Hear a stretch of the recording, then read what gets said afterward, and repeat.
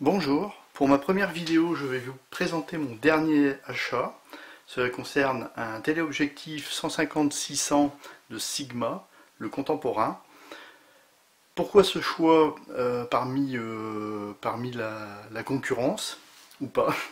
J'avais sélectionné trois téléobjectifs. Le premier, le Sigma contemporain, le second, le Sigma Sport, qui est pratiquement identique mais en version plus luxueuse, et le Tamron Génération 2, tous en 150-600, et tous avec les principales caractéristiques à peu près identiques, sauf le prix.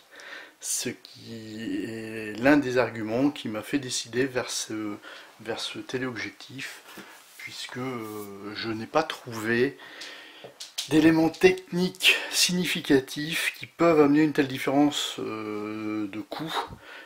Ce Sigma contemporain est à moins de 1000 euros par rapport à son grand frère qui varie entre 1400 et 1600, je l'ai même vu à 1700 euros pour la version sport, et pour le Tamron Génération 2, on est à peu près identique au sport, on est entre 1400 et 1600 euros, ce qui fait que la différence est significative et techniquement, de mon point de vue, alors forcément, comme je suis un amateur, je pense que les professionnels trouveront peut-être cette remarque un petit peu osée, mais moi, de mon côté, je n'ai rien vu qui pouvait autoriser une telle différence de prix.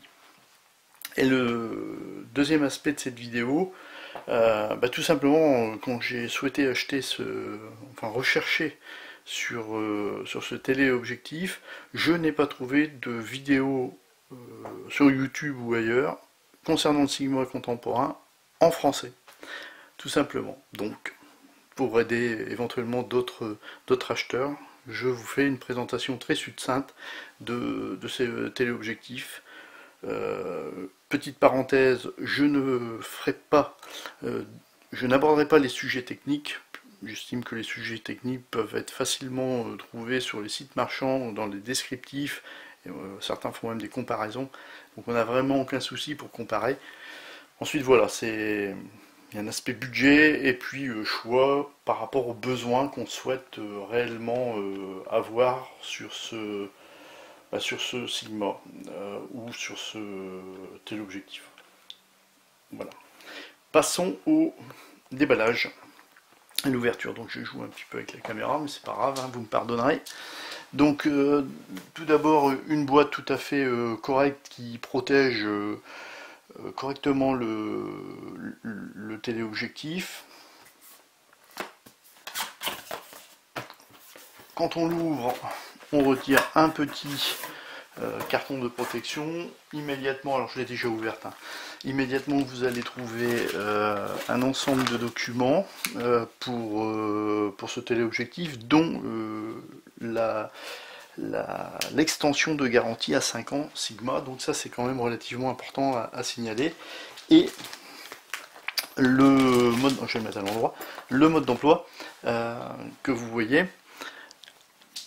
en français, donc il est dans toutes les langues, donc vous l'avez en langue française, et surtout vous avez un ensemble de petits croquis qui vous aident et vous guident pour monter le téléobjectif, et tout au moins pour avoir les bases techniques pour pouvoir l'utiliser.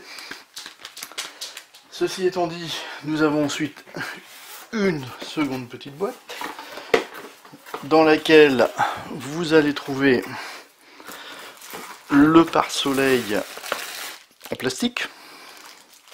Vous allez trouver une bague en caoutchouc que vous pourrez insérer entre le boîtier et le téléobjectif. Et deux sangles, l'une destinée au transport de la housse de protection, puisqu'il est livré, comme vous le voyez, avec une housse, et le second pour transporter le téléobjectif en lui-même. Passons à cette fameuse housse qui est d'excellente qualité. Donc on est avec une housse avec 2 petits crochets pour pouvoir la transporter avec la sangle. Elle est très bien faite, elle protège extrêmement bien l'équipement.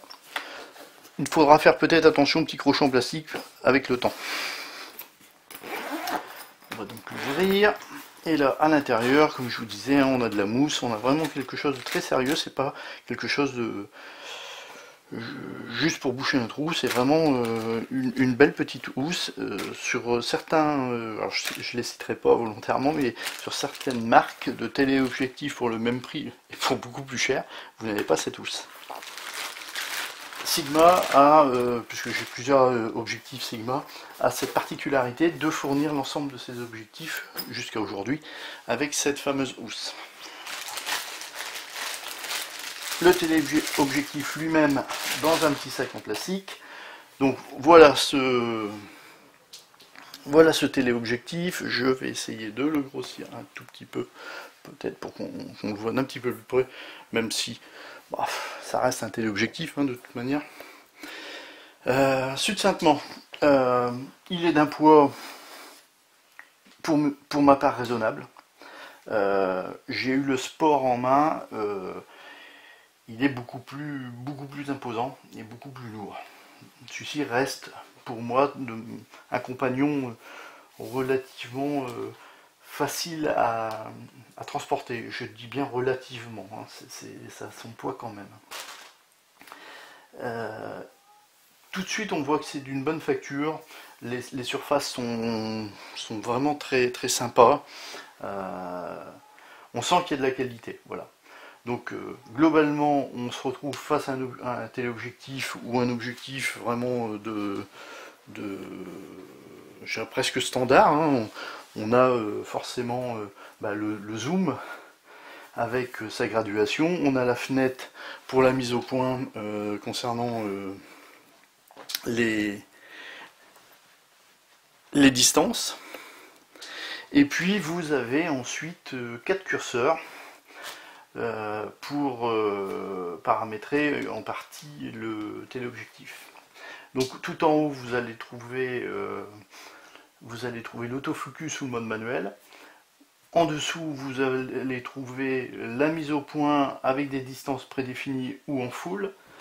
En 3 vous allez trouver la stabilisation, donc soit en off, pas de stabilisation. Au milieu, vous avez une stabilisation totale, c'est-à-dire en vertical et en horizontal.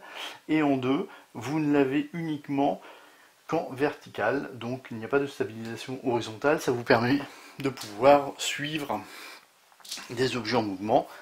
Et le dernier curseur est pour une option que l'on trouve dans le commerce, qui est le dock, qui permet de paramétrer avec ses propres paramètres, ses propres choix, le téléobjectif, voilà, que je n'ai pas. Vous avez ensuite à côté de ces curseurs ce petit bouton qui fonctionne de gauche à droite ou de droite à gauche, comme vous voulez, qui permet de bloquer le zooming. Là il est bloqué, je n'arriverai pas à bouger. Si je le débloque, effectivement le zoom peut fonctionner. Ce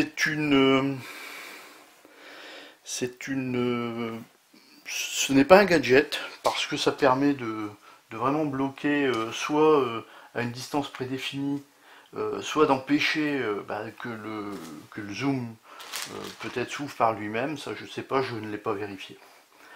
Et puis ensuite vous avez le trépied que l'on va utiliser pour mettre sur le trépied, qui est orientable à l'aide de la vis de serrage. Voilà, je ferai une seconde vidéo avec un boîtier et peut-être quelques photos. Ce que je peux dire, moi, puisque forcément j'ai fait déjà quelques photos avec, c'est du matériel de grande qualité. Et j'en suis d'autant plus convaincu que, vu le résultat que j'ai eu, je ne regrette pas cet achat. Il a une stabilisation incroyable. Vous voyez l'objectif, enfin à l'intérieur de la visée, vous voyez tout bouger. Et quand vous déclenchez et que vous regardez la photo, vous avez une photo très, très nette. Moi je l'utilise sur deux types d'appareils, enfin deux types, sur deux Nikon, l'un D7100 et le second sur un D7200. Voilà, à très bientôt, n'hésitez pas à me mettre un petit pouce vers le haut bleu, ça me fera plaisir, quelques commentaires si éventuellement j'ai loupé certaines choses, c'est ma première vidéo, je vous le rappelle, et je ne suis qu'un simple amateur. Je vous remercie, à très bientôt. Bye.